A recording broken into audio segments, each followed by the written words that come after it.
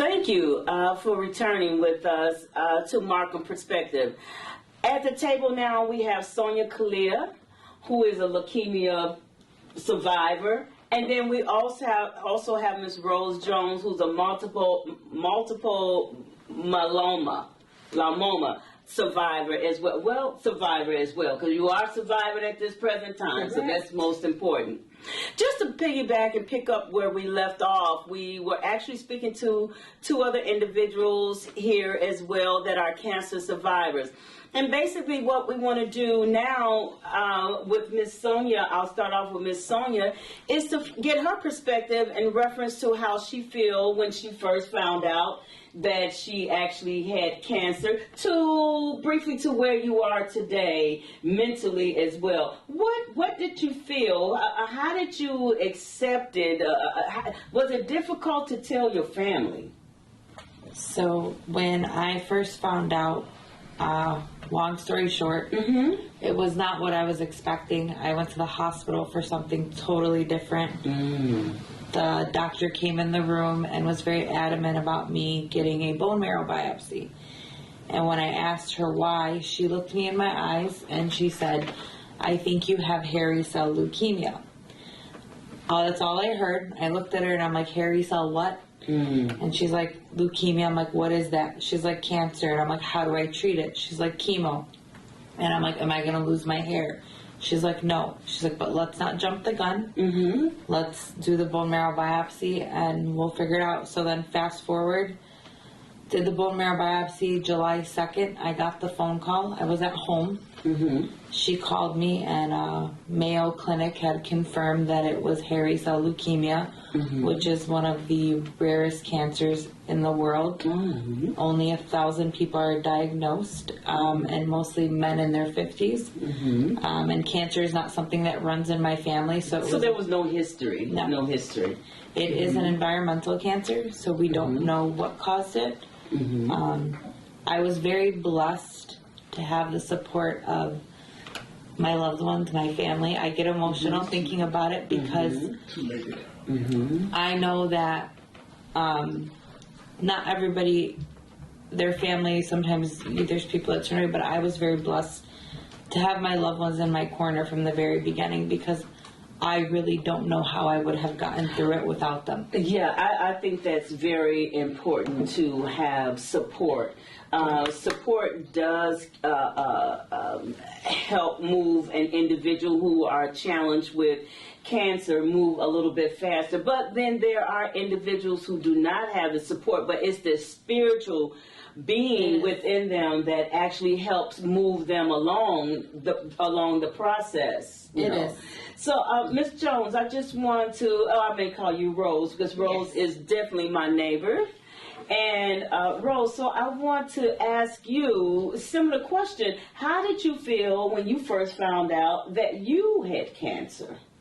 Well, I went into the office, I had a physical, and I got a call that I needed to come back in. And I went in, and that's when the doctor had checked my blood work, because I was anemia. I had anemia. And she said, "We need to do a bone marrow biopsy." And that's when they found out I had multiple myeloma. And when she told me that day, my body just got numb. I mean, no reaction, just sit there like a statue. And I knew from cancer, I had a niece, my niece had breast cancer, and my brother had lung cancer, and my husband passed away from prostate cancer.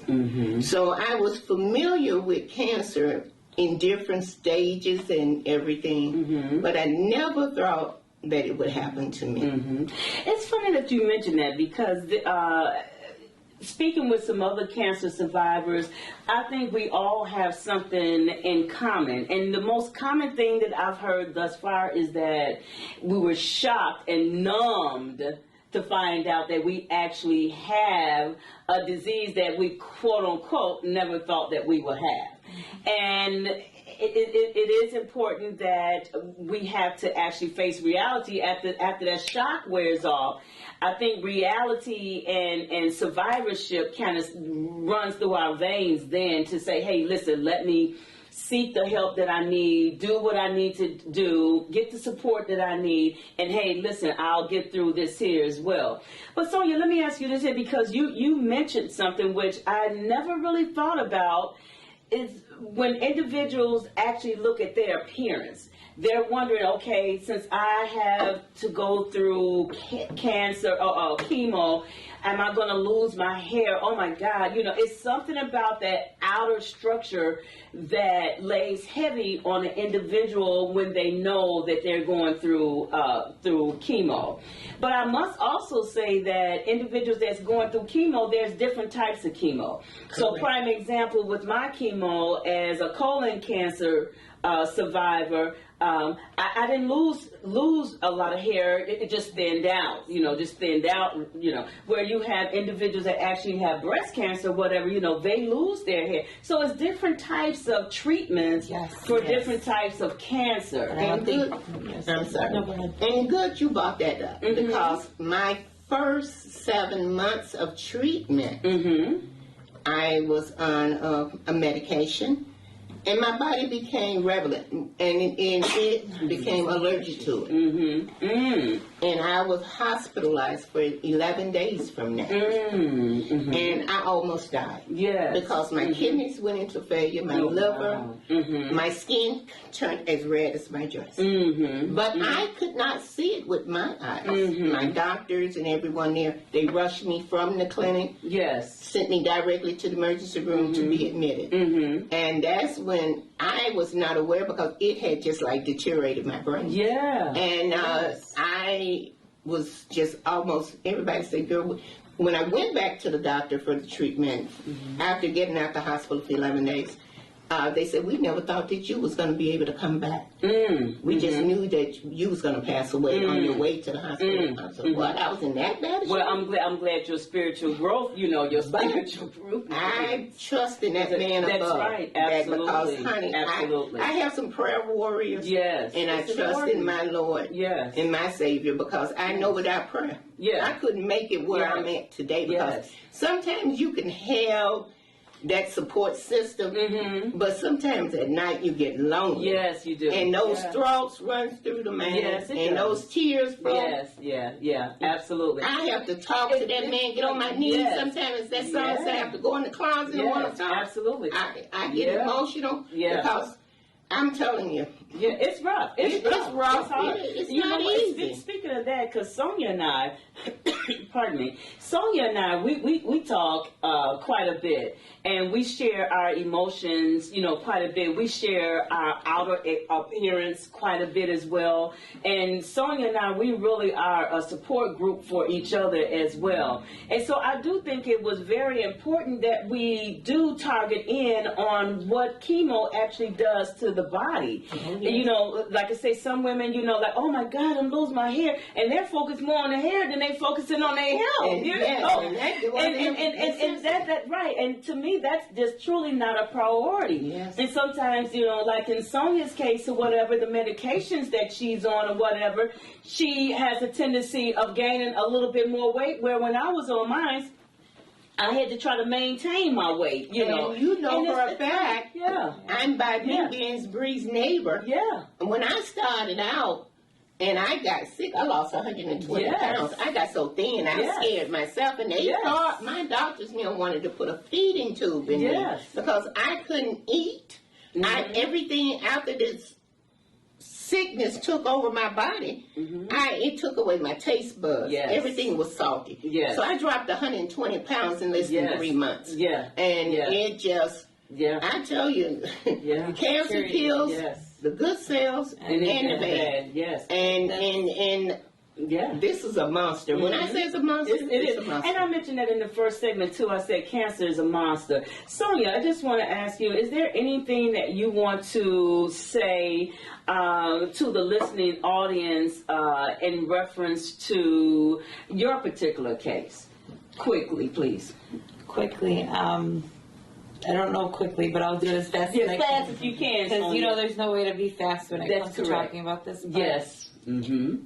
if you have loved ones that are going through this, I ask that you just be kind to them. Mm-hmm. Try to understand what they're going through. Don't be a cancer muggle and tell them, well, your chemo's over, you're fine, you're better.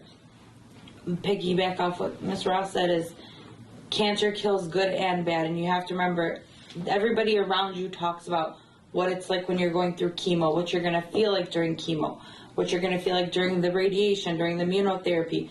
But when you're done, it's kind of like my whole life was cancer. That was my journey, and I don't know anything now outside of that. So it's like, okay, now the doctor sends you out, you're done, go. But my life I was in survival mode for so long. Yes. So it's survival now mode. you're going through the process of literally trying to process everything that happened to you. Like I sat down, I was like, holy cow, like what just happened? Yeah, absolutely. You don't realize it, what you're going through. Yes, you have your breakdowns, you cry, you go through it, but you really don't process it because you get up, you go to the hospital, you go to your treatment, you come home, you go to bed, you rest, you go repeat the same thing. Your life is doctors, hospitals, home. That is it. Yeah, and then when you're done, you're back in the real world, and you have people that want to give you their opinion on, well, you should be eating this, well, you should be doing that. Well, you know, you're fine now. You can go back to work. But they're not really watching and listening to the mental part of it, because I think that's the last segment of it, is that not only do we heal physically, but we also have to need to heal mentally as well. Exactly. Ms. Jones, I want to thank you for coming to this round table and sharing your information, sharing what you actually gone through or whatever, because the individuals that are actually watching us now, they also found out some information, and Sonia as well. Thank you for attending, because again, the individuals that's watching that might have the same disease or that one of us have or whatever, we just enlightened them. We just enlighten them. So I want to thank you all for coming out, sitting at the round table with us, and having this particular discussion. Thank you so much, both of you. Welcome. Thank you. And thank you for having us. Thank you. Thank you.